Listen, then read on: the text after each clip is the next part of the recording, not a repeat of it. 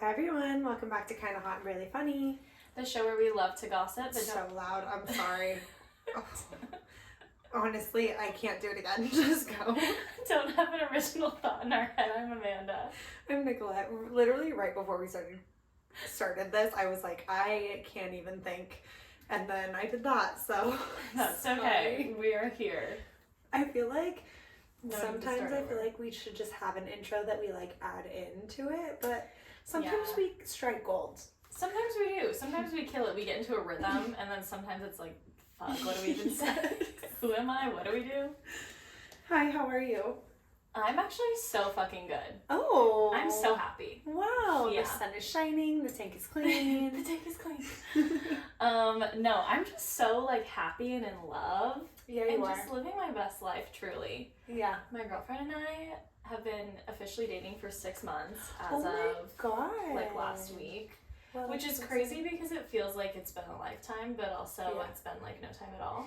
You guys were together a while before. Yeah, we've been dating for like 8 months. Okay. But officially girlfriends for 6 months. For some reason I thought that it was longer than that. That's so funny. Yeah. It feels like longer. Yeah. But I'm just so happy. I just love her so much. Oh, I love. She's perfect. So sweet. Yeah. Motherfucker, this is what's gonna happen. I'm not that I don't love every single one of my friends and I want to give them all of my whole entire soul for each of these weddings, but we have a lot. Yeah. Like, all of last year we had a bunch of weddings, all of this year we have a bunch of weddings, and I keep being like, there's a finish line. There's a finish line in sight, and you're gonna fucking get engaged at the end of it, which is amazing. Yeah. Not this year, next year. Right, but next year is in 6 months. True. So... I'm like, we have to be dating for at least a year before we propose to each other, and that's what we're kind of going off of. No, you're being dumb. Listen. Tell me. I feel like before you are ready to get engaged, which this is a great segue into like what we're talking about today, but before you're ready to get engaged, you come up with all of these things in your mind of like, this is going to be the right time. I am going to have this much money saved, or we're going to be in this kind of apartment, and we will have dated for this long, all these things. And there will be a time when something happens. It can be even just like something teeny tiny or little. For Nathan, it was like one sentence that he said, and we both were like, let's get married. This is silly. We're waiting for all of these things that we can do while we're engaged. Like, you have I want to know what he said, but is it private? No, it's not private. It's really, really sweet. I will check after to make sure that he's okay with it being on the pod. But like at the very beginning of mine and Nathan's relationship, I mean, this I think is just like good practice anytime you're sleeping with somebody. But I was like, hey, by the way, if we were to get accidentally pregnant, I would have an abortion. Just as like, this is what I would do, and you can accept that or choose not to. And then we were like, I remember a little further into our relationship, he was like, can we revisit that? And I was like, yeah. Because then we'd been dating for a long time, and it was obviously that we loved each other and whatever. And then a little while after that, we were talking about just like life and whatever. And he said, I'm trying to get like the phrasing exactly right, but he said, boys, that like when you're a teenager, when you start having sex or whatever, you spend the whole time trying not to get someone pregnant. And that is, if you're having sex, you're doing like an effort to not get someone pregnant. And he said, if we accidentally got pregnant, it would be the best thing to ever happen to me. And I thought about it for a while, and I was like, no, I totally agree. And I remember saying to him that it's so easy to fall in love, and it's so easy to choose somebody for yourself, but I am the most confident that I have chosen the best person to be my child's parent. And that is like, you can get divorced, but you can't you can't have, your kids can't divorce their dad. No. And like, I remember us having this moment of like, I want to not just be your partner, but I want you to be my kid's parent. And we both kind of had this moment. And then shortly after that, he was like, I think I'm ready. let's do this. I love that. Yeah, and I think that like we hadn't completed like a single thing that we had talked about completing. So I guess that was like a little segue into me and Nathan, but I think that so many people think that it's like this is the appropriate amount of time or whatever, but that could be in like a couple months or you know. That's true. I feel like we don't have things like we want to be in a house or renting a house or, you know, like I live with her, but I'm still paying my lease, so like I haven't fully moved in yet. But there's not certain things like that, but it's so funny because I always pictured myself dating someone for at least 2 years before getting engaged. And now it's just like I'm 28, you know, she's 32. I feel like when you know, which I used to never understand before this, like truly.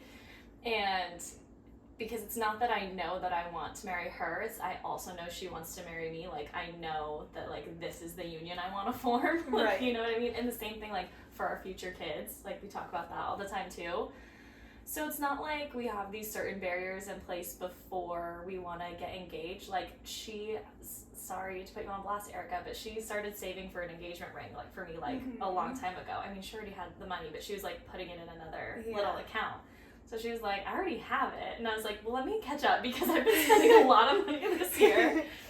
Because I'd like to be able to like turn around and propose like within a short time frame of each other. She wants to go first, but I feel like I would just like to now maybe go through all 4 seasons together. Let's get to a year. That'll be in November. And then I was like, anytime after that's fine.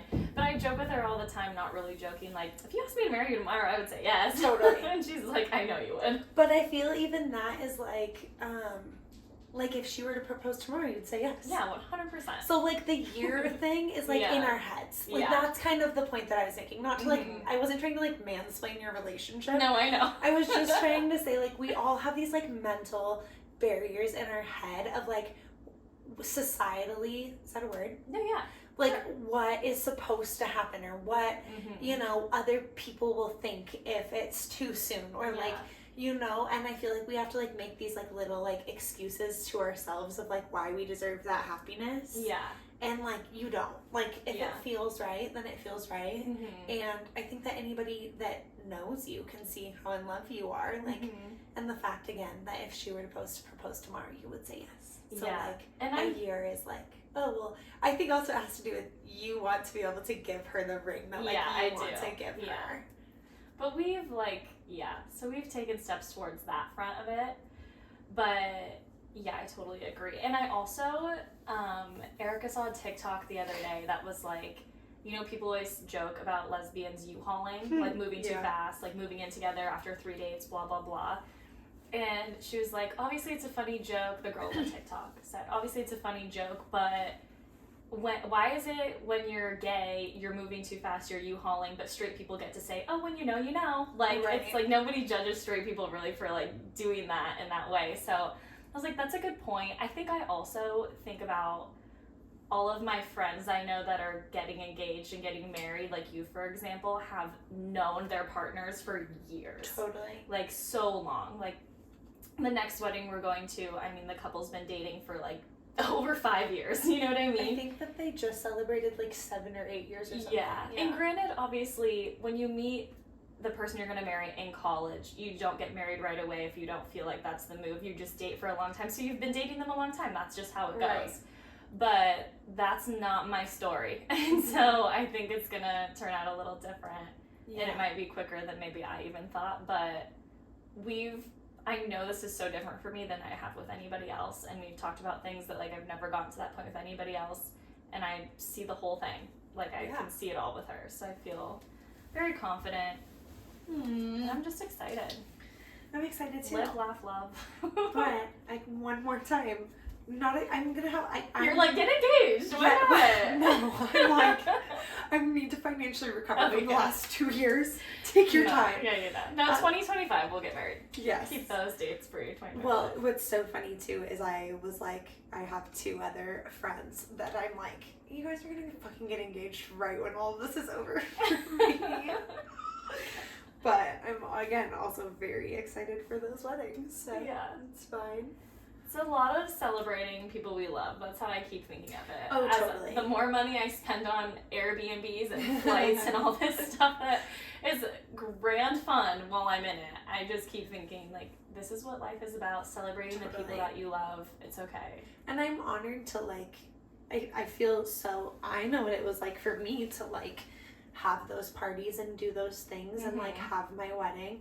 And every time I get invited to something like that, I'm like, oh, they feel about me the way that I, like, you know what I mean? It's just, like, such an honor to be like, oh, I want you involved in this thing that means so much to me. It's really special. I do feel like that a lot too, and especially like Erica's been starting to be invited to some of these weddings with me, and I'm getting invited to weddings on her side because she has a bunch this year too.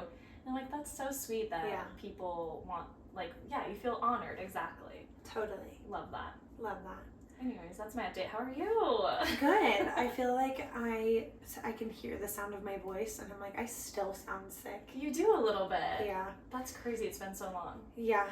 I'm good. I had a hangover weekend. One of our friends graduated from dental school, so that was, like, so exciting and so fun and celebratory. We had a graduation party for him, and it was, I mean, we didn't. We went to a graduation party for him, and it was so much fun.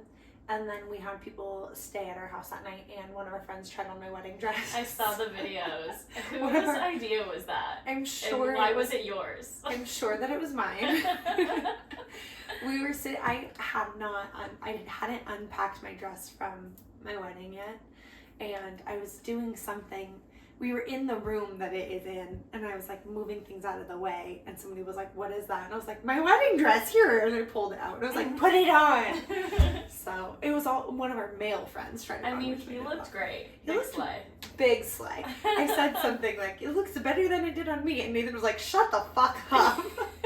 Nathan's like, I don't even like to see this. Yes. One of my buddies. I said, like, you should try it on. And he goes, this feels like a force. And I was like, so whatever. That's it was fun. So funny. Yeah, and then I got to see my sister this weekend, which I have not seen my sisters since March, which is insane. I've literally never gone this long without seeing them.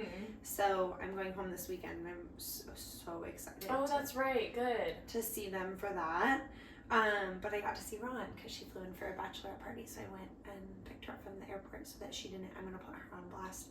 She was gonna have to ride the quote unquote lightning rail. The lightning rail. She said, I have to ride the lightning rail, and she has so much anxiety. I was like, it's called the light rail for anybody that doesn't live in Seattle. It's like our form of public transportation. And she was so anxious about it. I was like, I will come get you from there, but you do not need to do that. That's so sweet of you. Yeah. She's so cute. She's so cute. So then I'm going home this weekend and I get to see them. So good things all around. Yay! Good things all around. Happy Pride Month. Happy Pride! Happy fucking Pride. If you're gay, we love you. We love you. If you're trans, we love you. Yeah. If you're all of the letters, we love you. Do you know what I feel? What? The thing going into this Pride. There's all of these, like, TikToks and tweets and everything that's like, less love is love and more, like, fight for our rights. Yeah.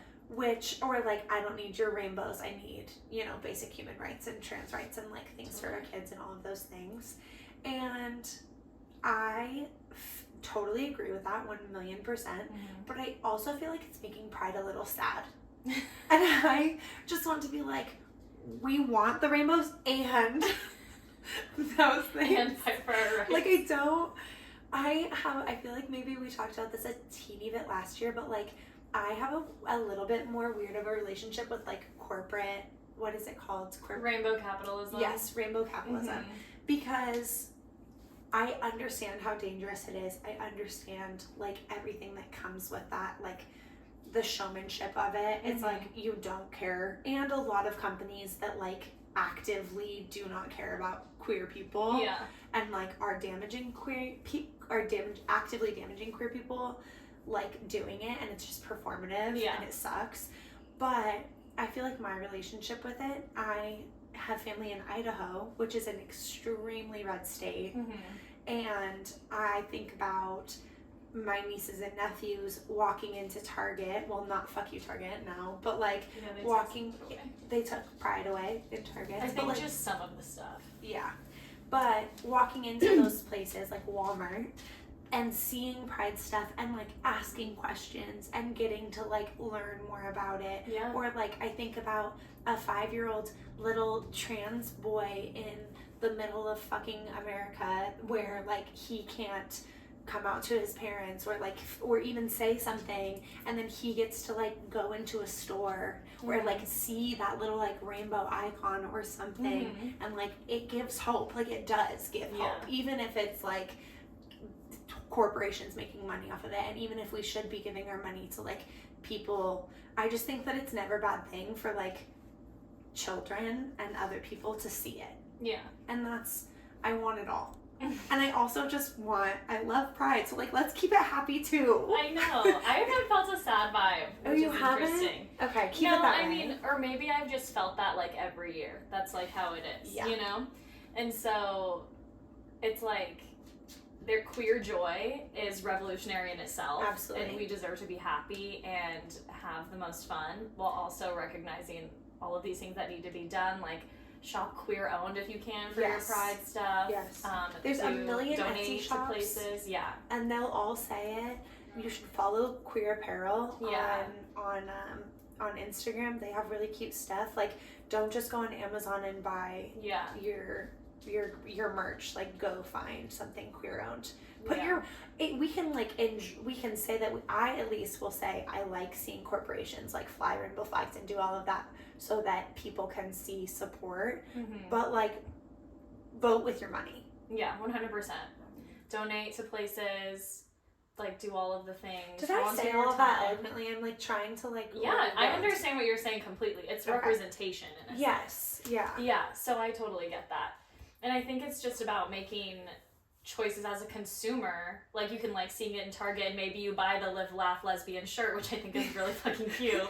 And then maybe you donate to the local like LGBTQ center in your city or whatever. Totally. Like, you can do, you know, the things that like feel both right can to be you. true at the same time. Yeah. I get that. And like, don't fucking eat Chick-fil-A in June.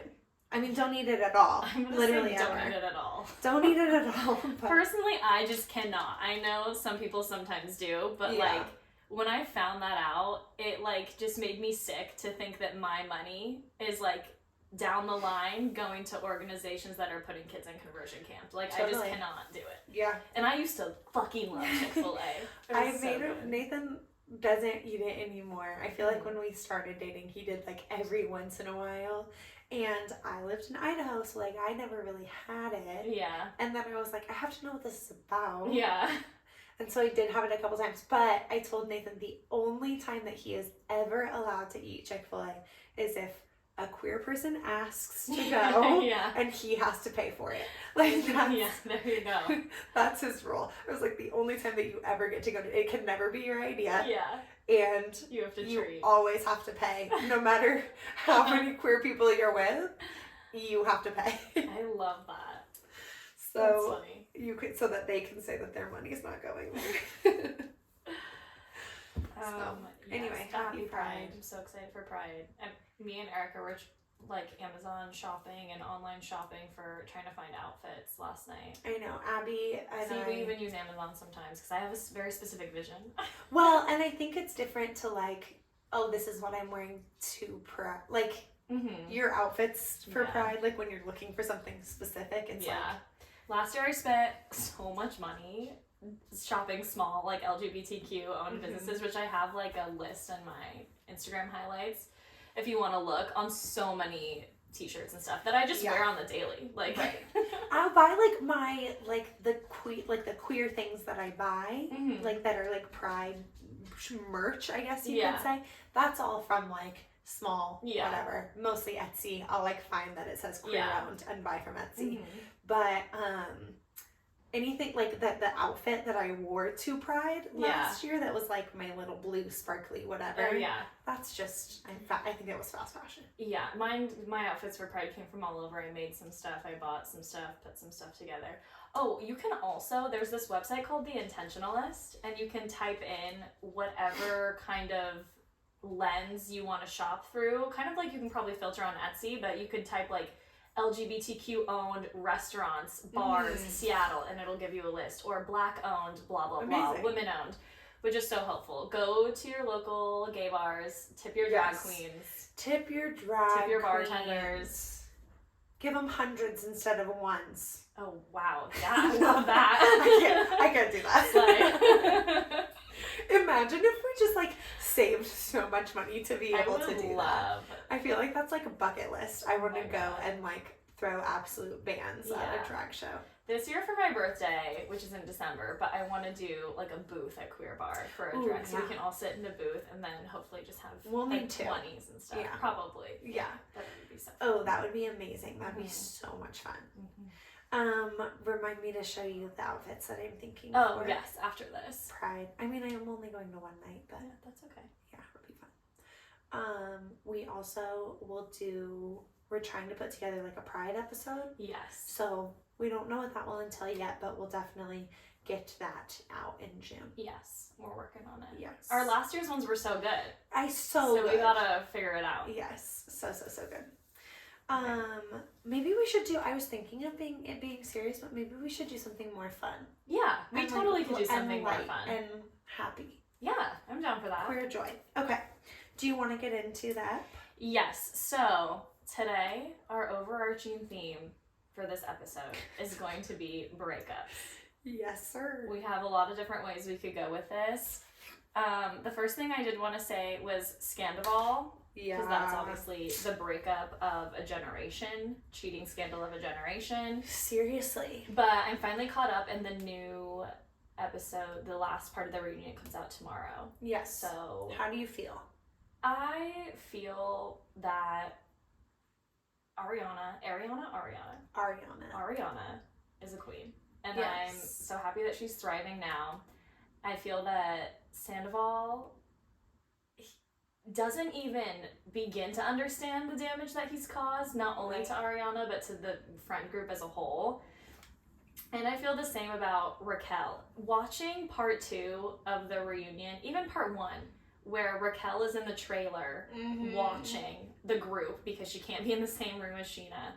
And they cut to her for her reactions when, like, Sheena is sobbing over this restraining order. They're all sobbing. They're all sobbing. Lala and Ariana are, like, barely holding it together. Yes. Like, at one point, James is like, Lala needs tissues because she just has, like, their faces are, like, literally wet with tears, sobbing.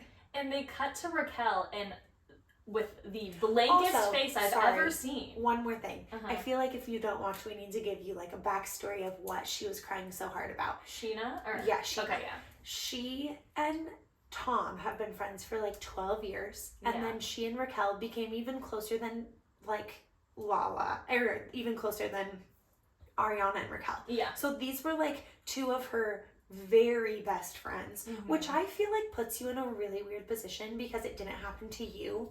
So, like, it almost hurts worse because it's like, I can't even have the, like, anger of you did this to me to, like, survive off of. I only have the hurt of, like, this didn't even happen to me and you didn't even think about me. Yeah. Like, that kind of thing. I completely lost you as friends. Yes. I can't be your friend now. And she's talking about how not only did she go through this, but then to be served with a bogus restraining order that, like, detrimentally impacted her life and her ability to, like, be there for her friends and family. Like, how badly that impacted her life. And then she was like, not only was I not okay and, like, not protecting or, like, taking care of my kid because I was, like, in such a dark place, but, like, I get served this restraining order and I'm having a full-blown panic attack to the point that my 2-year-old is watching me, and she has now had a panic attack because she is petrified of what is happening to her mother. And Sheena is bawling her eyes out, talking about how, like, this situation has made her a bad mom and, like, put her daughter in danger. And everyone is sobbing. Yes. Cut to Raquel. Go. Yeah, cut to Raquel in the trailer. And she has the blankest look on her face I've ever seen. It was truly like I've seen smiling. I've seen on other podcasts they described her as lights on, nobody home. Like it's like she couldn't even form a single drop of remorse for the situation. And she even turns to one of the producers and was like, "Oh, maybe I should have wrote Sheena a sorry note." And she's like laughing, literally laughs. And I'm just so confused at what goes on in the span of this woman's emotions, like her emotional capability. It's wild because we've seen her break down, like spontaneously start crying about aging out of pageants, about her and James' relationship. So I know that there has to be some depth in there. Right. But she cannot seem to conjure it at all for all of the pain she has caused. And it is absolutely wild. And I'm not blaming her for the situation more than Tom. Tom has more loyalty to his partner of 9 years than Raquel did, obviously. But I don't know how you could do that to your best friend. I don't know how you could do that in the context of this group. I can't imagine. Absolutely. And, well, a couple things. One, I saw on TikTok a clip of that scene where she like says, I feel like I should have written her a handwritten note or something. Yeah. And then it like flashed to like this piece of paper that somebody had written like either with their left hand or it was a child, and it said, I'm sorry because of nothing. That's probably how she feels. Yes. It's crazy. I think that the reason why she doesn't have that, one, I think she's not capable of like grasping other people's emotions. Yeah. Like I think that I don't think she's a narcissist. I just think that she's like not all there. I think that there might be a disability of some sort that we're dealing with because I truly don't think that she like can grasp anything. Yeah. And two, I think that she has been so severely gaslit and manipulated to believe that this situation is something that it is not. I agree with that because even when Tom went and visited her in the trailer during their lunch break, she said to him, well, it didn't feel good to hear those things about where your intimacy with Ariana was actually at. Right. She's clearly been led to believe that they weren't having sex at all. And Ariana's like, we had sex, Valentine's or whatever during that time. Mm-hmm. And so Raquel's left kind of like, that's not the truth that I thought was true. Yeah. And so that makes sense. I don't know about... But with all that said, too, like, even somebody that's, like, the stupidest person on the motherfucking planet knows you don't have an 8-month-long affair with your best friend's boyfriend. So... My only guess is, I think, not only has she been misled by, let's face it, this much older man. Mm-hmm. He's, like, 20 years older than her. Yeah, he's 42. I think she's our age, 28. Oh, is she? Yeah. Should I fact check it? Sure. I know he's like 40, isn't he? He's 42. When I turned 40, I feel like I just lost my mojo. Yeah. That's exactly what he said. But I think Raquel also grew up doing pageants where all your worth was dictated by other people finding you attractive. And I think that that's kind of her mode of living. And she finds a lot of her validation now in men and what they think of her. I think that. And I think she's also incredibly selfish because she was trained to be, and she's 28. You're right. That's how it is. So I think it's a mix of things, but I just like hope for anyone she encounters in her future that she can begin to spark some empathy. Well, and another thing too is like she should really, really not be on this show next season. No, like, for her, not even like it would be reality TV gold for her to be on, but like these are some of the meanest people on the planet. Like they are cutthroat. They will like fucking gut her in every single thing and be cruel on purpose. And I'm not saying she doesn't really deserve it, but I am saying you can't survive that. You can't heal. You cannot heal. That. No. I've heard that her parents are like, she's not coming. We're not going to let her come back. Yeah. Or like Katie Holmesing her was the term I heard on another podcast. Like, nope, you're getting a divorce from Tom. Like, this is the situation. It's done. Yeah. So who knows? But I feel like I don't mean to be harder on her than I am on Tom. I just feel like Tom is such a lost cause as a man in the middle of his life. And he seems like he's shown no growth really since he cheated on, what's her name, Kristen. It's the same shit. It's the same excuse. We're not having sex. We're not blah, blah, blah. It's not any man that says like, oh, I cheated because we're not having sex, like, you're a fucking idiot, and no one gives a shit about a single opinion that comes out of your mouth at this point. You're a coward. What you are. And you're weak. We're not, I don't even think that you're like not coming down on him. I truly think that like he is a textbook narcissist. We know why he did what he did, and it's because he's a horrible fucking person and a narcissist. And with her, it's like it's confusing. It's like, what? Why did she? Why did you do this? Where it's like with him, it's like, well, we know why. You're a piece of fucking shit. Yeah, I agree. And he seems like truly such a lost cause. Like, I don't think there's redemption for him. I think for Raquel, because she's so young and because, like, I would say there's probably a little bit of power imbalance in that relationship. Totally. I think that she can come back from this, not with these friends, which I wouldn't either. I would never want to be around her again. But I think in her life, she can pick up the pieces if she is actually at whatever fucking wellness center she's at working on herself. It's probably a spa, but who knows? I saw, or I heard on a podcast, and this, like, was so, it, like, actually gave me goosebumps, where somebody, I think it was Stassi, saw Schwartz, and she said to him, like, you need to be done with Sandoval. Like, you need to, like, he's gonna ruin your life, and, like, he's gonna take you down with him. And she was, like, giving him this advice, and she was like, I know you're not gonna do any of this, but just know if the roles were reversed, he would fucking drop you. Yeah. He would kill, like, he would not stop at anything to absolutely destroy you and save himself. And that was, like, bone chilling. Like, Schwartz is absolutely, like, jumping off a cliff for this man. Like, absolutely ride or die. Like, anything you say, I'll have your back, I'll lie for you. Like, all of the things. And if the roles were reversed, he would sell Schwartz and Sandy's out from under him. He would break the contract. He would do whatever he had to do to save himself. Completely. Absolutely. Yeah. And he would, like, if you're going down, I'm gonna light the match. And he would beat everybody to the punch so that they could completely separate. And poor little, like, I mean, not poor Schwartz, because if you watch anybody that says that they like Schwartz at the beginning is a walking red flag. I watched season 1, episode 1 the other day, because I only watched the last seasons 9 and 10, but even through that I can tell exactly walking red flag situation is. I mean, just the scene of him pouring a drink on her, like, whoa, mama, kimchi, no thank you. Good girl. Hey, go tell dad that. No thanks. No, I know. She's just, like, horrible. So I don't mean, like, poor Schwartz in the sense, but I'm just, like, he also, there's that scene. Oh, shoot, you haven't seen it. There's a scene in, like, I think it's season 6 or something. It's their joint, Katie and Schwartz's joint bachelorette party.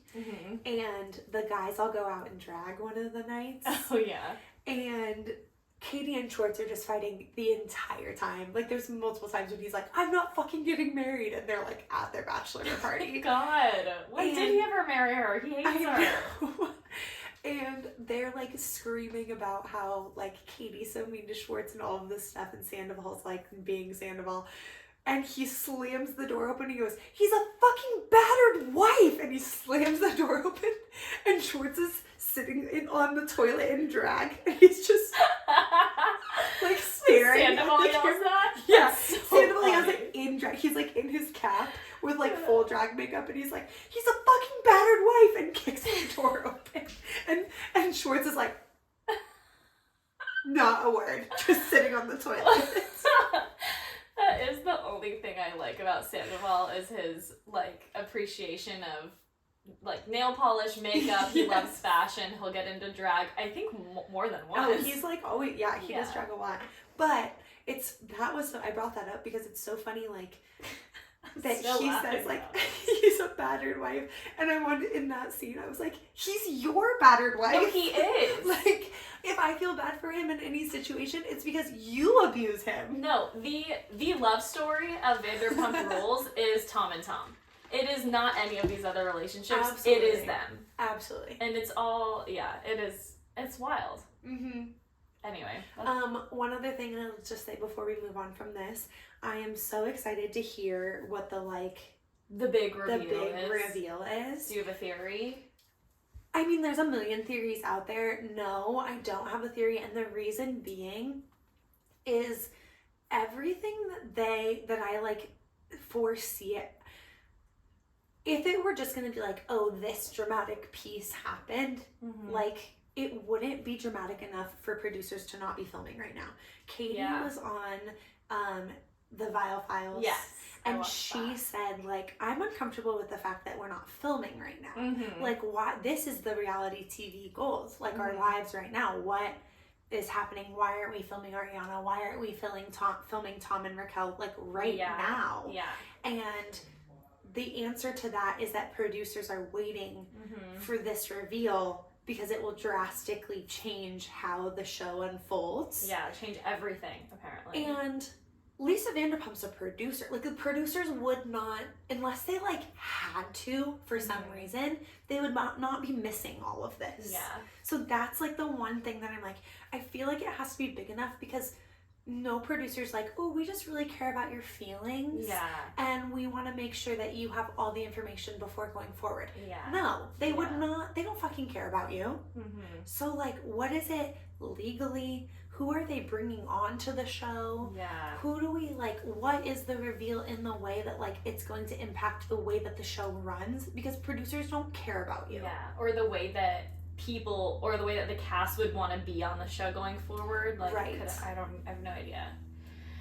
But it's been like the longest, however long it's been since part 2, and so I'm so excited to watch it tomorrow. I'm so excited to watch it tomorrow. So I think also new Ultimatum episodes come out tomorrow. Yay, so many good things. I know. That's a whole nother can of worms. Yeah. They're all terrible. Okay, so you want to talk more breakups. So obviously that's the breakup that rocked a nation. Yes.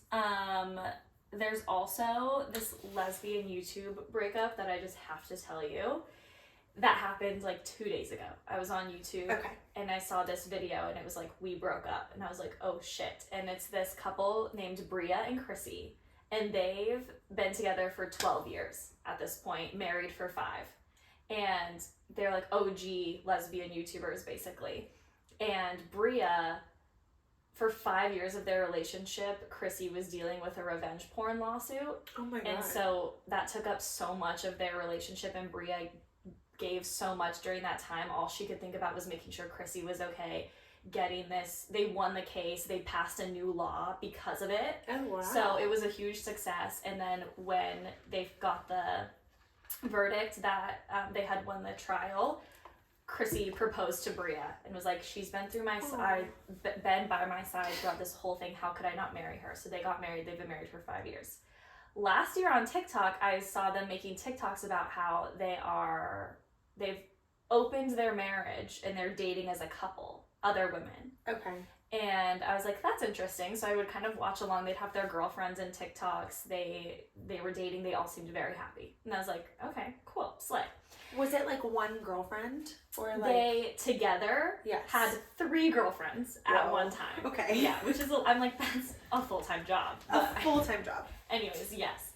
So then I see this video, we broke up, and I'm like, your water bottle. Will you put it on the floor so it doesn't make a huge crash? Yes. Okay. I see this video, we broke up. And basically it starts with them 2 together and we're like, hi, we just want to say we're getting a divorce. We both love each other so much. Please don't send hate to either one of us. It's nobody's fault. All that basic boilerplate stuff that couples say when they break up in the public eye. And then... like when Sonoma and what's her name broke up? Sedona. Sonoma sounds like Sonoma. That's good. That's funny. Sonoma. Sounds like a Girl Scout cookie. Sedona and Riley. Yes, exactly like that. She was too teeny tiny. I'll say it.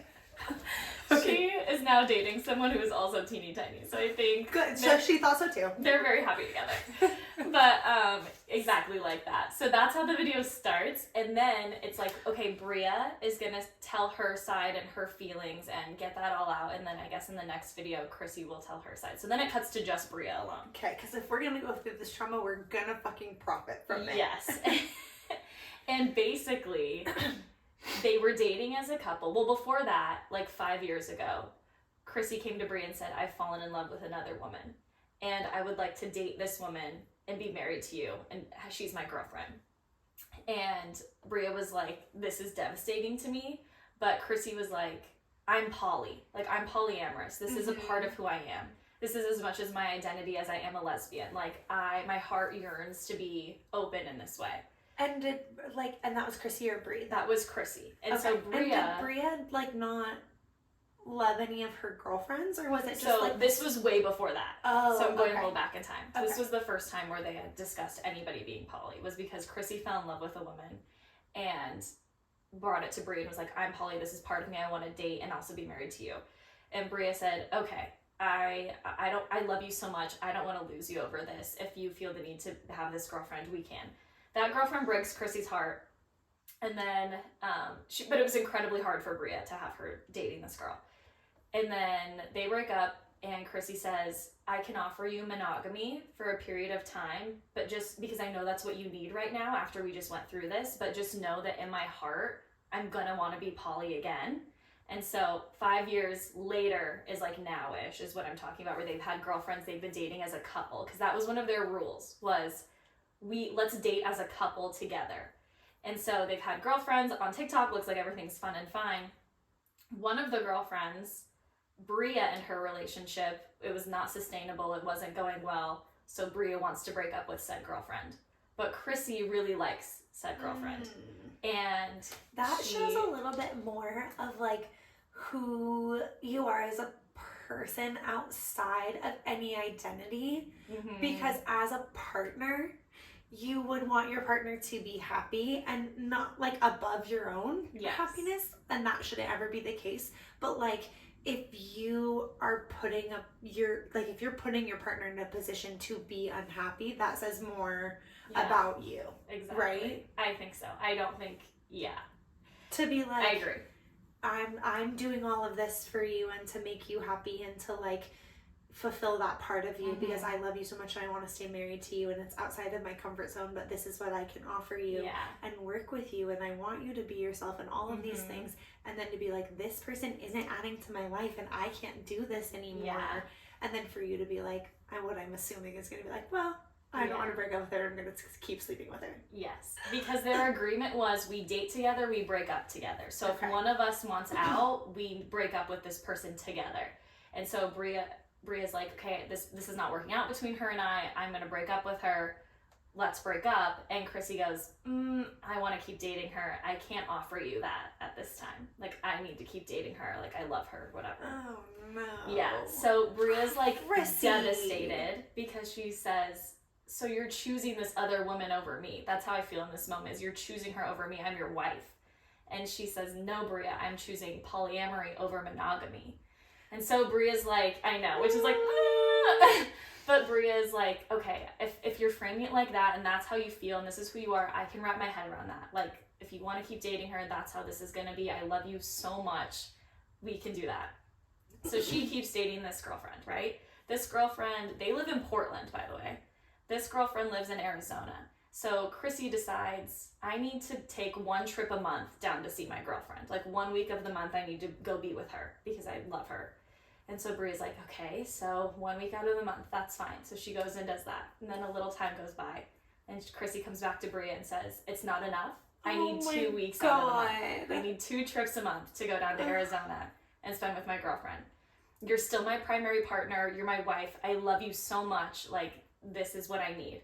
And Bria's like, okay. So like she's giving, like, okay, you can do that 2 weeks out of the month. You can spend with her. But she's very hurt and conflicted because she feels like, well, I'm like half your wife and I get half of your life now. Like, this isn't really what I signed up for. I don't feel that primary anymore. But she has her do it. Then that girlfriend moves up to the Pacific Northwest, like in her RV. She like lives an RV lifestyle, camping in the woods, which is what Chrissy, I guess, has always wanted to do. And so now she's in the Pacific Northwest and Chrissy's like, can spend more time with her. She's not flying to Arizona. So she comes to Bria and says, I want to spend like 2 nights a week with her. The rest of the week is still with you. You're still my primary. I still love you. 2 nights a week, I want to be with my girlfriend. And she's like, okay. So she like gives in and that goes. And then a little while later, she comes back to Bria and is like, it's not enough. I want to spend like 5 nights a week with my girlfriend. Okay. I'm like messing up the numbers, but you get it. She's asking for more. And then she comes back and is like, or she probably comes back and says, I want 4 nights. And then she says she wants 5. And she's like, so 5 nights of the week, you're going to be with your girlfriend and not your wife in our house that we bought together, that this is the life we built together. I'm also really not feeling like your primary partner anymore. Put her out of her fucking misery at this point. I know. Like, stop abusing this person that you so like love out of like you almost being a coward. Yes. Like, you're not being honest about your feelings. You're stringing your wife along and she is like willing to do anything for you. Put her out of her fucking misery. Yes. Exactly. So then Bria's sitting here at this point, okay, 2 nights a week now is what we've come to that I get, and 5 nights a week you're with your girlfriend. You're going to come to me in 2 weeks and say you want 6 nights with her and just 1 with me, and then what, 0 and I'm out? Like, where is this going? And so then Chrissy comes back to Bria and says, Bria, I want all my nights with her and none with you. I'm monogamous. I don't want to be with you anymore. I want to be with her. Oh my god! I know. I know. I didn't even know these people. Crazy. I want to fucking cry. I know. Isn't that just the most shattering thing? Because she's not just saying, oh my god, she's I not want saying, more time with my partner, and she's like, I'm poly, and Bree's like, okay, if you're poly, that's part of who you are, and she's like, no, I'm monogamous, and I want to be monogamous with not you. And that is like, so for the last 5 years, yes, you've been lying to me. I mean, maybe she didn't. Let's give her that credit. She's like figuring it out, whatever. But for the last 5 years, I've been like betraying who I am. Yes. I've been giving up who I just if you're gonna say that you're poly and I'm gonna say that I am monogamous, I am giving up as much as I would be asking you to give up for you to be monogamous with me. So I'm giving up all of this exact same thing. I'm giving up that part of myself. I'm giving up half of my life. I'm learning to trust you in a way that I'm not made to trust. Yes. And you're gonna fucking I want to like break my laptop. I know. See, I knew you would have this reaction. Erica was like, wow, that's crazy. And I'm like, and then she has the audacity to say, because you know how Bria was like her protector and helped her through that lawsuit and all these things, and like really spent her life making sure Chrissy was okay and caring about her. Then Chrissy says in the same, I think, conversation, or maybe a day later, I don't know, after she says she wants to be monogamous with her girlfriend, she says, Bria, your love healed me, and I don't need that love anymore. Isn't that crazy? That's the most horrifying. I know. Oh my god. I know. Let me use you to fix myself and then dispose of you when you no longer suit me. Yeah. So now, and then she always said, I know! And she always said, like, Chrissy always said, I won't divorce you, I won't leave you, like, that needs to come from you.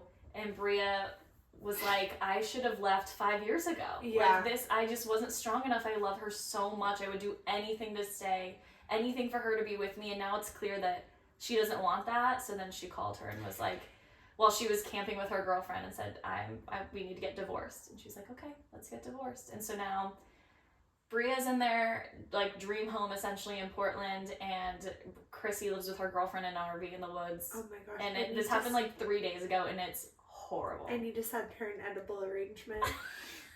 I'm so sorry. Isn't that crazy? Seriously, Chrissy said, I'm sorry because nothing. Yes! Oh my god. I know. That is devastating, horrible, diabolical, disgusting. Poo-poo head. And people in the comments on her Instagram, like Chrissy's Instagram, were like, I can't believe you would do that to Bria. We're not staying neutral on this. You give poly people a bad name. Totally. Like, this is not... it's not fair to, like, say, oh, I'm poly, when, like, you just don't really love your wife enough. Yeah. Like, that's what's not fair. Like, that's not true. It's not how poly people feel. Yeah. It's not how people who are poly would treat their primary. Like, that's just not how it fucking works. Yeah. So for you to be like, I believe in monogamy, but just not with you, but I'm not gonna tell you that. Exactly. Like, that is so fucked up. I know. And it invalidates poly people, like, more than anything in the world. Yeah. And, like, ooh, it's so bad. I'm so upset. And so now I'm like, are they really gonna make another video where Chrissy tells her side? Because I don't think people are gonna want it. And even Bria, her telling of the story was still so flattering to Chrissy. You can tell she loves her so much. And it's going to be so hard for her to move past this in life. But that is so fucking sad. I know. That is so sad. When you were talking about, like, oh, I should have left 5 years ago, it's so weird, though, to, like, be in a... when you're married, I've had this conversation with so many people even before I got married, but it's like when I said my vows. I said my vows to Nathan and to you, like, all of my friends and family, to his friends and family, and to God. Like, that's how I view all of those vows that I said. That's why we had a wedding. It's why I said my vows in front of everybody. And I have said it to Nathan that, like, those are not just promises that I keep to you, but to all of the people that we love. Yeah. And so, like, or I read a book that was like, this old man was asked, or I don't even think I read this book, I think Samantha did, but this old man was asked, like, oh, you were married for so long, like, didn't you ever want to leave? And he said, not at the same time. Like, they both were like, we were just, like, lucky enough to not want to leave at the same time, because marriage is fucking hard. I mean, like, so far for me it's not, but like, you go through things and, like, somebody wants to leave, and so like, for her, she was probably like, I'm gonna be strong enough to get us through this, and like, eventually you're gonna be like the strong person, and like, we're gonna take turns being strong, and we're not gonna leave, and like, I'm gonna push through this, and like, all of that. So for her to like go against her gut instinct and like turn her back on who she is, that is gut-wrenching. Like, in that space, you're probably just like, nope, I made promises and I am gonna stick through it. And to know that the other person, like, isn't she wasn't trying to stick through it. She was being selfish. And she 100%. Was like making up an excuse to get what she wanted out of their out of her marriage. It's so crazy. Oh my God, I'm so mad. I know. I literally was listening to this yesterday and watching the video, and I was like, oh my God, I can't even believe that. Oh my God. She would do that. When we were on, this is reminding me of when we were on Riley's bachelorette party, I'd said to Friday, I have never met a hill I won't die on. Like, I've never had a neutral opinion about anything in my life. And I think that that's probably why, when you got that reaction from Erica, you were like, Nikki, you'll feel it. Because I only have strong opinions. Like, she was like, that's crazy and that's super fucked up. But I was like, no, Nikki's gonna be like, spit on marriage. Like, she destroyed everything that I cherished. I'm incapable of having a mild opinion. No, I know, but I think it's that crazy. I think it's that crazy. And it just hurts even worse because Bria was the one who always took care of her. And it's so, like, did she even appreciate that? I guess at the end of the day, she thinks her love healed me and now I don't need it anymore. Which is just wild. Imagine? Even if you feel that way, you don't say that. How dare you say that out loud to someone? How dare you? Oh my God, the trauma the way that would stay with me. Oh yeah. Like, I wish I'd never love anyone fully then, because then once they fill their cup, they're gonna leave. You know what I mean? That's terrible. Oh my God. Also, for her to like propose after all of that, it shows even more of like her character of like, oh, I don't love you, I love what you do for me. Exactly. And that is like, anytime somebody is like asked like, oh, why do you love this person, and they're like, oh, they just treat me so well, I'm like, okay, so you don't love them, you love like what they give the way they make you feel about yourself. Because that's like, she proposed after that to be she proposed on the court steps in front of cameras when they got the verdict that they won the trial. It's funny because when you said that, I was like, when you said that, I was like, I don't think I'd like that. It was a moment. So it's like, she's been with me. They were talking to news cameras. She's like, how can I not marry her? And then she asked her to marry her. It's crazy. Oh my gosh. I want to egg her. I know. Me too. Well, we can drive to Portland and find her in the woods. I don't know where she is. For legal reasons, that's a joke. We're not doing that. Do not harm. Don't send hate. Don't leave hate comments. Just think them in your head and DM them to us. We'll talk to you about it if you care enough. Oh my gosh, that is so crazy wild. Yeah. So that was a breakup that happened recently. Another one that happened recently was Taylor Swift and Maddie Healy reportedly broke up. Which, like, we knew would happen. God. Yeah. There's not much to say, I feel like, besides, I'm so glad. Yeah, and also, like, Yeah. We didn't really believe it. Not that surprised. Yeah. Do you have any celeb breakups that have haunted you to this day? There's one that has stuck with me, and like, I feel guilty and sad, like feeling sad about it, because it was a toxic relationship, and we should be like very happy that they're divorced. But I really loved when Chloe and Lamar were married. I really, really loved it when they were married, and like, he was abusive, and like, Chloe has been through so much, and I didn't read his book, but I did watch a 100-part series on TikTok about his book. 100 parts? 100 parts. Oh my god. And that was one thing. I started at like 9, and I like think that I gave up at like 3 a.m. Oh my god. I could have read the book in that time, I am sure. I was gonna say, I'm sure you could have. They like, the TikToker like would take excerpts from the book and then like show Kardashian clips of like when that was happening. Those people do the Lord's work. They really do. And I just like the stories that are in his book are like so insane, and then the fact that Chloe still protects him is like very Stockholm syndrome, but also like she does love, like you can tell that he is somebody that she will like. Yeah. She's still his power of attorney. Did you know that? No. When he like went through all of his medical stuff, they were like still married, and she halted his divorce because she wanted to be able to take care of him through all of that. Right. I remember that. And he has kids, and when they turned 18, she asked them like, would you like to be his power of attorney now? And they said no. They were like, no, we would like it to still be you. And she was like, okay. So she's still his power of attorney. This woman has the world on her shoulders, I swear to God. She really does. That's crazy. There's a story in his book about how while they were married, he probably had sex with over 1,000 women. Really? And that there's a story. I mean, okay, so this is why I feel guilty about like being sad. I don't think I knew the extent of this. I thought he just did drugs and it was a drug problem and that's why she wanted out. I didn't know he was abusive or anything. I mean, there was like, so Chloe didn't know about, they met and got married within like 30 days. Right. So like, she did. I remember that. Which, and like, for a drug addict, that makes sense. Like, that tracks that he like, you know, makes rash decisions and is like, whatever. Also, I'm just very, very impressed that like, this severe drug addict can be like in the NBA playing and be good, and, like, right? good. Isn't he good? I think so. We could ask Nathan, but like I think he was good. Yeah. And so they got married, and they bought this house, and they had their show, and Rob Kardashian lived with them, and like from the show standpoint, they were like super, super happy, but she constantly was alluding to like, no one knows what I go through, like all of these things, and then she has severe daddy issues as well. Right. So like it was like a perfect storm.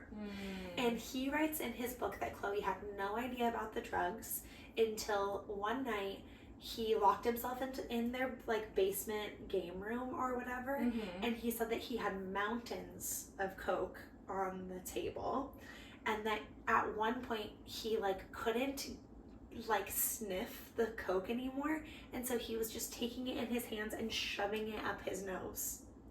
Well, he's a big guy. Yeah. Oh my God, but that is frightening. Frightening.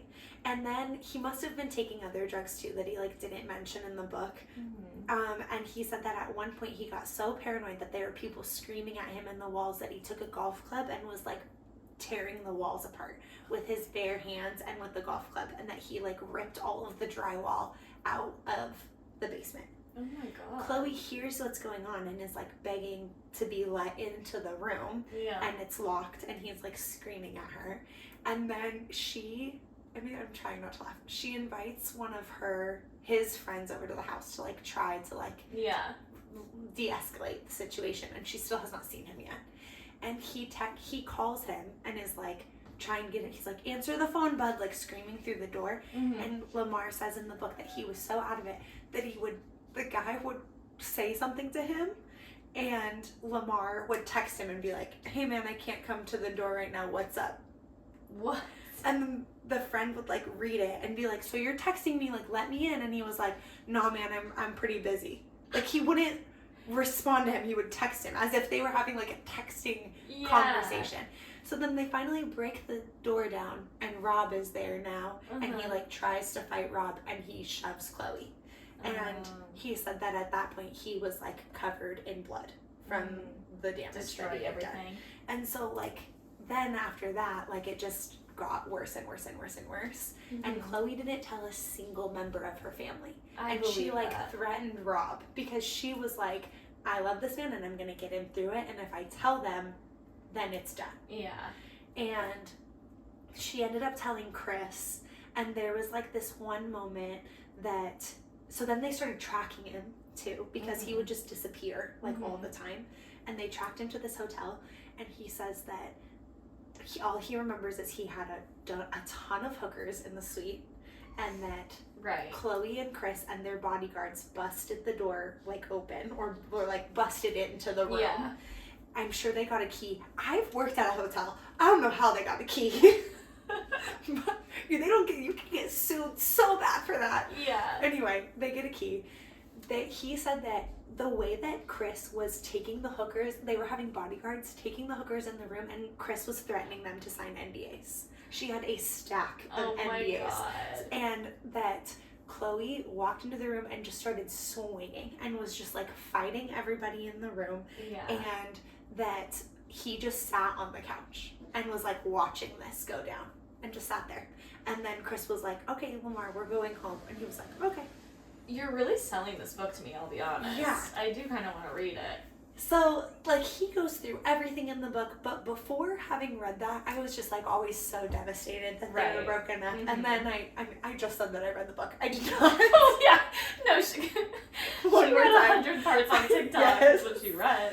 But, there's, like, if you rewatch The Kardashians, there's, like, clips of, you know, Caitlyn saying, you know, drug addicts are fucking idiots, and like, you know, just in random conversation. Yeah. And it like shows Kendall like glance at Chloe and then like look back at Caitlyn. And it's like, do they know? Do they not know? Are they suspecting things? Like, what is going on at this time? Crazy. It's just really, really wild. But that breakup was messy and wild, and now I'm obviously like so happy that Chloe is like out of that situation. Yeah. But even after reading that, whenever people are like, Chloe's an idiot for going back to Tristan, and Chloe this and blah, blah, blah, and serves her right, she knows who he is. It's like, this is now just, she is like such an abused person. Yeah. That, like, enough with the victim blaming. Enough with the victim blaming.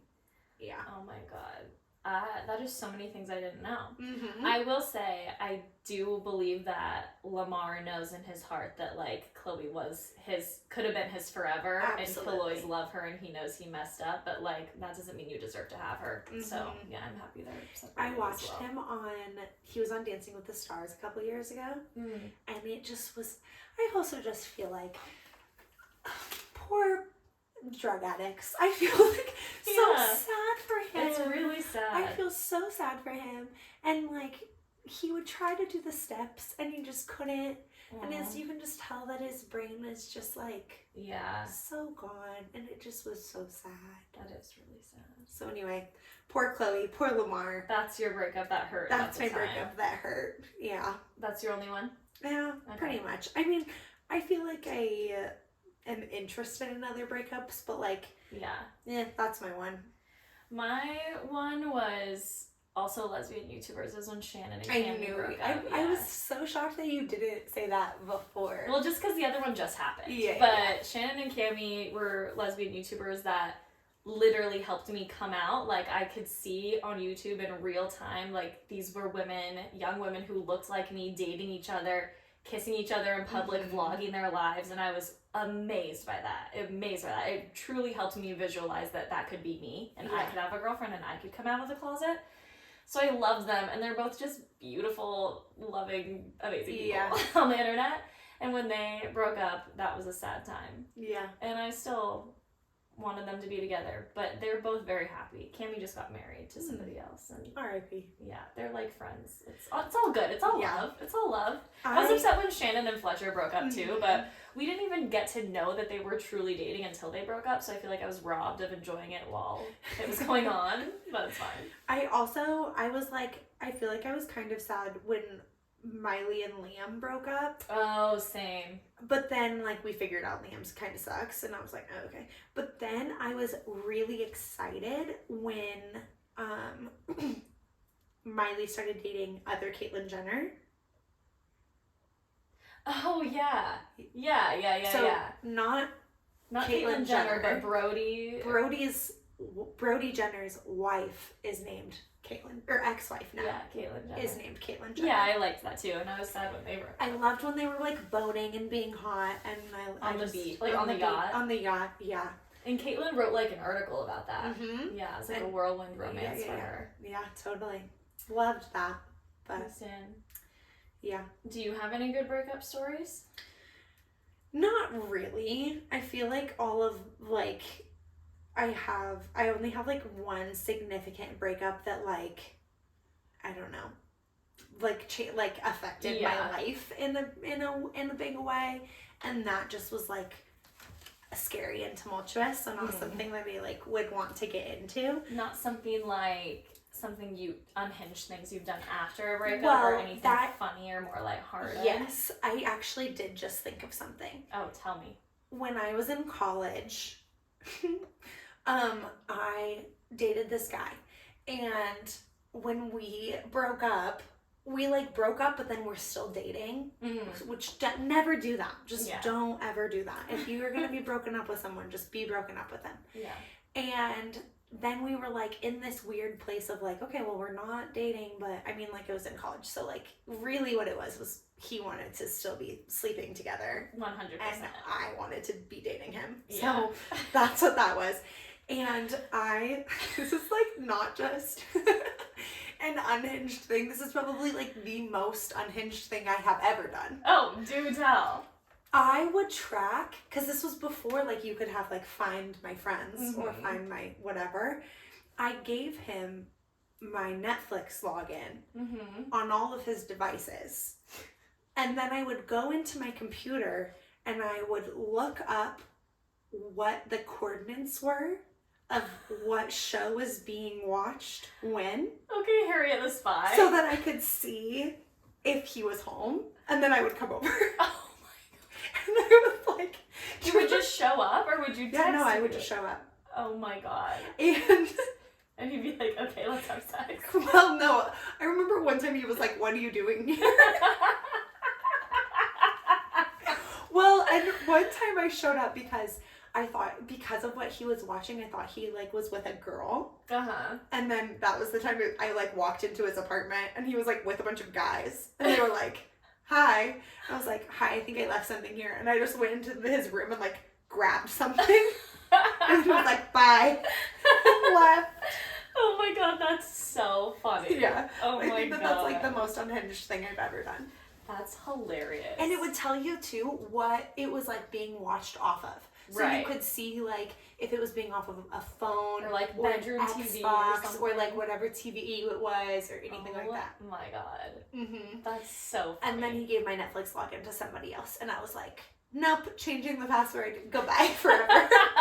That's what crosses the line. Oh my god. This man also one time, when we were in college, he broke up with me like shortly after like a dance or something, and then when we were still seeing each other, he, oh my god, I literally forgot about this until this moment in my life.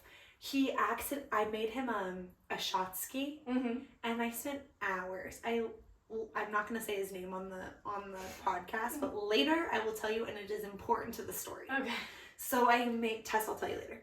The shot ski, I made it for him for the dance, and then a couple weeks later, so he broke up with me shortly after the dance, and then a couple weeks later, maybe it was a while, I don't remember, I got a voicemail, and of course I listened to every single second of the butt dial voicemail, and on it, he said, I was gonna break up with her before the dance, but then she like told me that she was making this shot ski, and I wanted it. Oh my god. Yep. And I told one of my friends who was in the frat, and they broke it. Oh my god. I was like, yeah, you fucking did. Your shot ski healed him, and then you didn't need it anymore. But then my poor little 20-year-old self, I don't even think I stopped seeing him after that. I think the Netflix was the last. Oh my god. The last straw. That's fucking crazy. Isn't that wild? Yeah. You always expect to hear something on a voicemail, but I did. That's a juicy thing to hear. Yes. It's so specific about you. I was on my little BlackBerry in college listening to it being like, I was at work 2, so and then went funny. to the bathroom and cried. It was so sad. That is so sad. Oh my god. Yeah. He was so funny. ugly and his apartment smelled bad, so. You're on to bigger and better. Yes. So good. Oh yes. my god. My story that I thought of that I can share is a little bit similar to the tracking element. Okay. Like, someone I was dating in college, they dumped me and I was devastated. Like, so sad. And so, obviously, I was religiously checking their Instagram, watching their stories, and also checking their Snapchat location all the time. Just, like, constantly. Yes. Because I was upset. And then Yeah. I was a little bit unhinged because one time, this was at college, so I was at Wazoo. They went to a college like an hour away from me. And one night on a Tuesday, I look at SnapMap and I see their little Bitmoji at my friend's house down the street. So then I texted my friend and I was like, hey, is so-and-so at your place right now? And she was like, yeah, they're with so-and-so visiting one of my roommates. And I was like, she was like, I think they're going out tonight. And I was like, bet, so am I. See you there. Because it was a Tuesday, and in my small college town, there's only one bar out of the 3 that we have that you go to on Tuesday nights. And so I knew where they were going to be. Stubbies? Stubby Tuesdays, baby. You get the fishbowl glasses. Yeah. And so I was What like, did you have to do to get your name on one of those glasses? I see you guys with that. Did you have that's one? more like Mug Club. That's for the Coug. The taller mugs, I think. Like, Riley has her name on that. Yeah. I don't know what you have to do to drink a certain amount of beers. I'll ask Riley. Okay, anyway. The stubby glasses were different. It was a different bar. Okay. But basically, yeah, you can bring your glass and they'll fill it for you at a cheap rate. Basically, get like an AMF or whatever you want in there in Long Island. So I knew they were going to go there if they were going to go out. And I was fully in bed in pajamas at like 9 p.m. at this time. And I was like, I'm going out. So I got ready. Oh my god. Dressed in head to toe black because in my mind it was their funeral. With the drama. I love the drama. I had no friends to go out with me that night. I was going to ask if you made somebody go out with you. There was this guy that I was kind of friends with, and he told me he was going out that night for his friend's birthday, and he asked me to go, and I was initially like, no, but then I was like, I'll come. So then I went to their pregame, got wasted, went to the bar with them. Yeah, you're so smart when you want to confront your ex. Went to the bar, and went downstairs, saw them with their friends. One of them was like, became a mutual friend at this point, so I was familiar with him, and I was just dancing, living my best life. And then I kind of, this is actually embarrassing in the long run. This is super embarrassing. What I just admitted was also very embarrassing. That's okay. So I walk over there, and basically our mutual friend at this point like intercepts me and is like, hey, don't do this. They don't want to talk to you, like at all. Yeah. And I was like, sick. So then I was like, I don't even remember what I said to him. I think I just mumbo-jumboed like, oh my god, I just wanted to say hi and like blah blah blah, like it's totally fine, like why can't they just talk to me, like what's the big deal or whatever. And he was like, don't do this. So I was like, okay. So then you're like, what do you mean? I just happened to be here. Oh my god, this was a total accident. Yeah, no way did I look this good for just to do this. And they're like standing literally 2 feet away from me, maybe 5 feet away from me, just with their back turned while the friend is talking to me, not looking at me, like refusing to look in my direction the entire time. So I'm like, they're like, wait, Amanda's here? No. I don't even know her. This is basically what it felt like. And in that moment when he was talking to me, I felt like this big, just so small. I was like, this actually sucks and I don't know what I'm doing here. This was a mistake. Yeah. So I like take my stubby glass and go upstairs of the bar and just hang out up there for a while. And then I think I end up I go to the bathroom or something, which is upstairs. And then I decided to go back downstairs to tell the original people I was with that I was going to leave. And I lived really far away, so I was kind of hoping one of the guys would like walk me home. Yeah. And as I go to turn the corner back down the stairs, I can hear my ex and their friends like coming up the stairs, or at least I think I do. I could have not. But I could hear them almost to the top, so I just put down my huge stubby glass full of alcohol and like turn on my heel and beeline back to the bathroom because I could not bear to look at them at this point. And then I think it was them, they leave.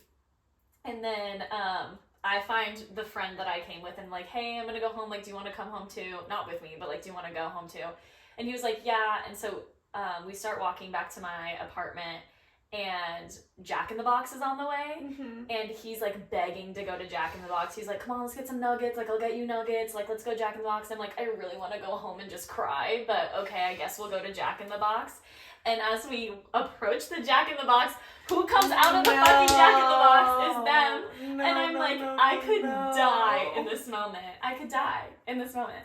And then basically no words were exchanged, but we all see each other. Yeah. I get my chicken nuggets. I go home and just like sob for hours. I think I drunk called so many people hoping anyone would talk to me. I think Nathan was one of them. Oh, man. And I got so many worried texts the next day like, you good? Why are you calling at 3 a.m? And I was like, it's fine, it's totally fine. No. And for years after that, the friends of my ex thought that I followed them to the Jack in the Box. Shut and I was like, I'm not that crazy. Do they still, do they think that? Not me. Oh, no. Have you asked? Yeah. Okay. Yeah, and if they're listening to this, I don't know if they are. I literally was about to be like, do you think they're listening? I don't know. We're friends now, so it's fine. Yeah. I think it's funny to look back on, and it's a funny story, but I think they also might have thought I followed them there, but I didn't. And they know that now. Hey, if you're listening. I did not follow you. The jury's still out. I think she followed you. I did. I swear to God. But yeah, that was pretty funny. Oh, that's But I mean, so I did funny. intentionally go there. I was like, you're going to come to my college town? Yeah. To the one That's bar? not even their school. After you dumped me? And if I'm being real. See me there. I was just going to say, if I'm being real, they didn't, like, that quickly after your breakup, like, they, one, could have given you that space, or two, they wanted to see you. To be fair, I don't know how long it was after. It could have been months. I didn't care. I wasn't over it. Oh, that's so funny. Another unhinged thing I did during that time was not only was I looking at their Instagram, I was liking their photos. And this person dumped me. And I was like liking all their photos. Yeah. But I think it was because I just wanted them to talk to me, and I thought that if I liked their photos, they would think, oh, she seems cool about it. Yeah. We could be friends. Do you it just makes back me look at crazy. Like your college life and like people say all the time, oh, I wish I could go back to college. I loved college, like all of that. Yeah. Do you feel that way? No. I like borderline don't trust people that feel that way. To be honest, I don't feel that way. No. Okay. I mean, I didn't have like a great college experience, so I think I'm a little jaded about it. But like, I think back to like even who I was at that time, and I'm like, she's not cute. Like, that's not cute behavior. She has like very little self-respect. Like, doesn't know what it means to be a true friend. Aww. Like, I feel like there's just so many things that I'm like, I don't know that person, and I would like to very much forget that time in my life existed. I think that I had a great college experience. I definitely wish I could go back and make different choices at different times, but it's not that I want to relive the whole thing. It's not like your glory days. No. Yeah, there's people that feel that way. Yeah, I think I'm gonna peak at 30. I think 30 is a really good year for everyone, so I'm excited. But I don't feel that way at all. I literally know of people or like follow people that are like, I would give anything to go back, and I'm like, I don't even close to feel that way. No. If anything, I'm like, I wish I could go back and get good grades. Like that would have. But I know I wouldn't do that. No. But it's like, even when I look back at my college stuff, like that breakup, like I did some unhinged things, but post my last breakup I did as well. Yeah. So it's like, really, when I'm in emotional distress, like, just don't talk to me. Yeah. Because who knows what the fuck I'm doing. I mean, like, okay, this is another thing is, like, even Nathan will talk about how Western was, like, best, like, top tier times of his life. Mm-hmm. But then he'll also admit that, like, by his senior year, he was like, get me the fuck out of here. Yeah. Like, it's not sustainable to live like a college student forever. No. Yeah. He said that, like, he wasn't on track to graduate on time, and he was like, I will die if I don't graduate on time. Like, my liver can't take it. He said, I only have half a colon. I need to get out of this fucking place. Yeah. That poor guy. Western took half his colon. That's amazing. How long have we been talking? 1 hour and 19 minutes. I was gonna say, do you have any breakup advice? Don't like, see your partner, especially if you're the one that got broken up with, like, they do not want to be with you. Trust that information. Mm-hmm. If somebody is telling you who they are, believe them. Yeah. If they are telling you they do not love you, believe them. Yeah. If they are telling you we can still sleep together, don't do that. Mm-mm. Don't do that. Don't do that. Mm-mm. Mm-mm. Mm-mm. Don't, like, just, you be done. Just be done. I remember being broken up with in high school, and this boy broke up with me, and he said, I just feel like we need to have a conversation. And then he, like, started to break up with me, and I interrupted him. I said, are you breaking up with me? And he said, yeah. And he said, okay, bye. And I got out of the car and shut the door and never spoke to him again. That is everything. Oh my god. And then I was, like, mad that he didn't try to talk to me again. But he didn't try to, no, stop. Yeah. But I was like, I'm not gonna sit here and let you, like, hurt my feelings. Yeah. It was like, if you're gonna break up with me, like, cool. Where was she in college? Because I like that girl. She went back. She backtracked a little bit. Yeah. Oh my god, I love that. Yeah, definitely believe people when they show you who they are. Don't text your ex happy birthday. That's the title of Nick Vile's book. We all do it. I mean, I don't know. I don't think I've ever done that. I mean, I have, but like... But that's different. You're a lesbian. I would also say, I feel like I thought I had a hot take on breakup advice, but I feel like you kind of just said it.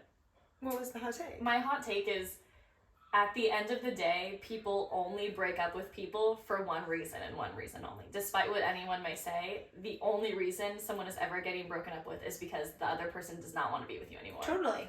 No matter what the reason is. Like, if it's like, oh, it's just the wrong time, or like, oh, distance is too hard and we couldn't make it work, and maybe like in a couple years or whatever, Mm-hmm. or whatever it is, like, if somebody is making the choice to lose you, Yeah.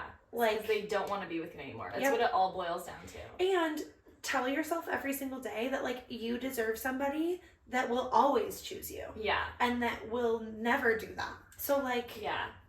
you know?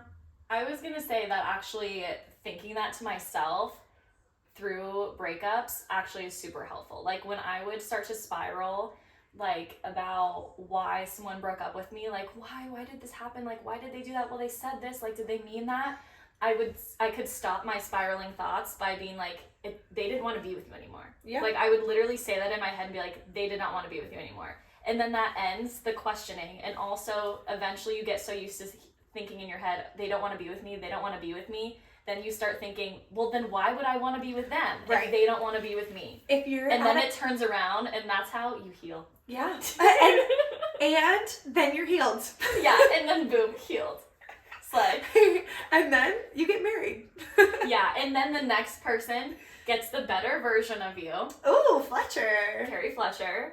Which, like, Erica and I talk about all the time. I'm like, I always tell her, every single girl that you talked to before me took the biggest L because you're such wifey material. But also, you wouldn't be who you are if you didn't encounter all those people before. Like, I would not be the partner to you that I am if I didn't go through my past relationships. Absolutely. So, it's all a win in the end. Yeah.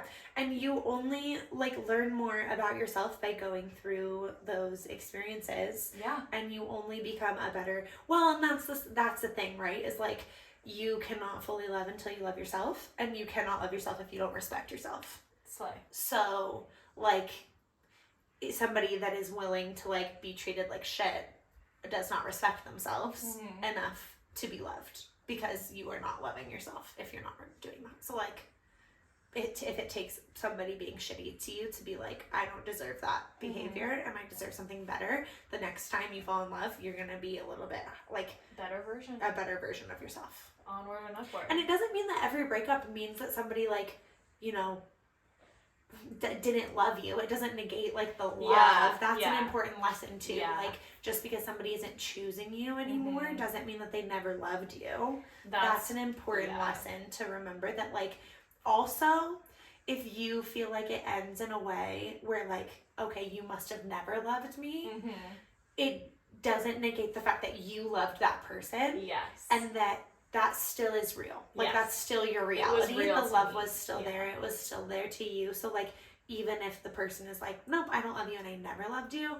it would fuck with your reality. But, like, that reality is still there. two things can be true at the same time. That was definitely a huge lesson for me going through breakups, because I would think, well, then none of it was real. Or like those people said they loved me the night before they dumped me. Oof, so like, what does that even mean? Like that fucks me up a little bit. Mm-hmm. And then you have to think to yourself, well, I loved them and like it was real to me. And at the end of the day, like if I peel back to just the logic, of course they loved me. Totally. Just it didn't work out.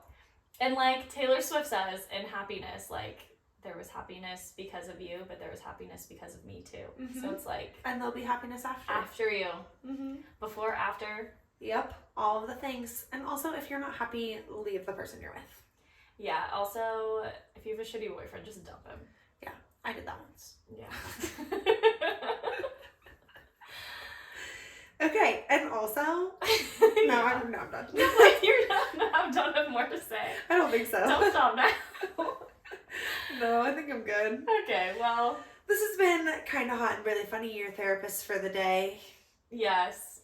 Thank you for joining us. Thank you for joining us. DM us if you've done unhinged things. Wait, yeah, that would be so cute. Yeah. DM us and we'll post your anonymous. Yeah, anonymous. Ooh, that's cute. Yeah.